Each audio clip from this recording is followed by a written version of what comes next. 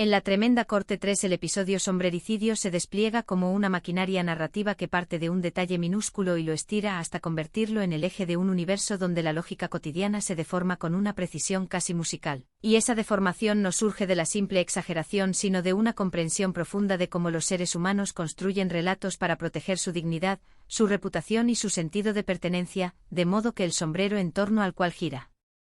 la historia deja de ser una prenda para convertirse en una especie de catalizador de tensiones acumuladas. Un objeto que absorbe las inseguridades y aspiraciones de cada personaje hasta volverse un símbolo inestable que cambia de significado según quien lo mencione. Y la película explota esa inestabilidad con un ritmo que oscila entre la repetición deliberada y la sorpresa repentina, generando una sensación de movimiento continuo en la que cada intervención en el tribunal parece destinada a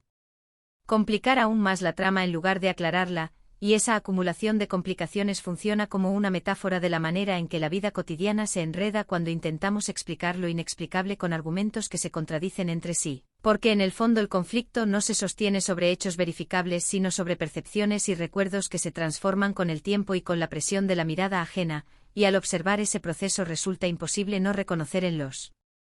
personajes una versión caricaturizada de nuestras propias discusiones domésticas o laborales, esas en las que un objeto perdido o malinterpretado se convierte en el centro de una tormenta emocional que crece a medida que cada participante intenta defender su versión con una mezcla de convicción y nerviosismo. Y es precisamente esa mezcla la que la película captura con una precisión que va más allá del chiste fácil, porque cada gesto exagerado y cada frase aparentemente absurda están anclados en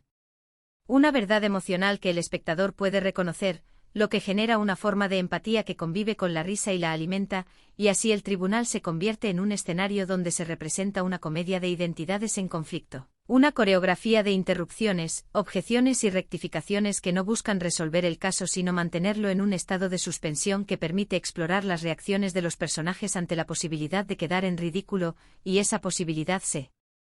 percibe como una amenaza constante que impulsa a cada uno a inventar nuevas explicaciones, a adornar los hechos con detalles innecesarios que solo sirven para reforzar su postura, creando un círculo de discursos que se retroalimentan y se contradicen en un juego de espejos donde la verdad se vuelve irrelevante frente a la necesidad de mantener la coherencia personal. Y en ese juego el humor actúa como un mecanismo de distanciamiento que permite al espectador observar la situación desde una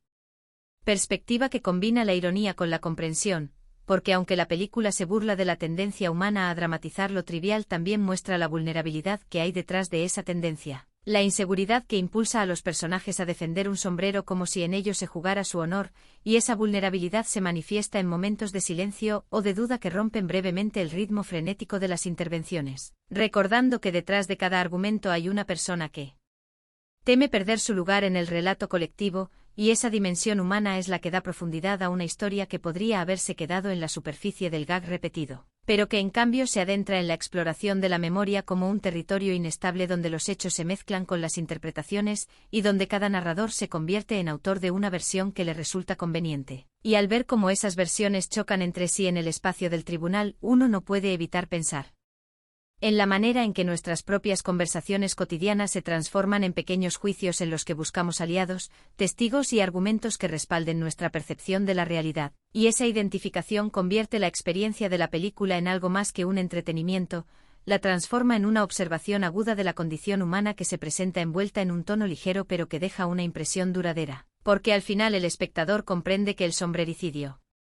no es un crimen en el sentido tradicional sino una excusa para examinar la fragilidad de nuestras certezas, la facilidad con la que podemos convencernos de que recordamos algo de una manera específica y la rapidez con la que esa convicción puede tambalearse cuando se enfrenta a la versión de otro. Y en ese sentido la película funciona como un espejo cómico que amplifica nuestras propias contradicciones y nos invita a reírnos de ellas, a reconocer que la necesidad de tener razón a menudo nos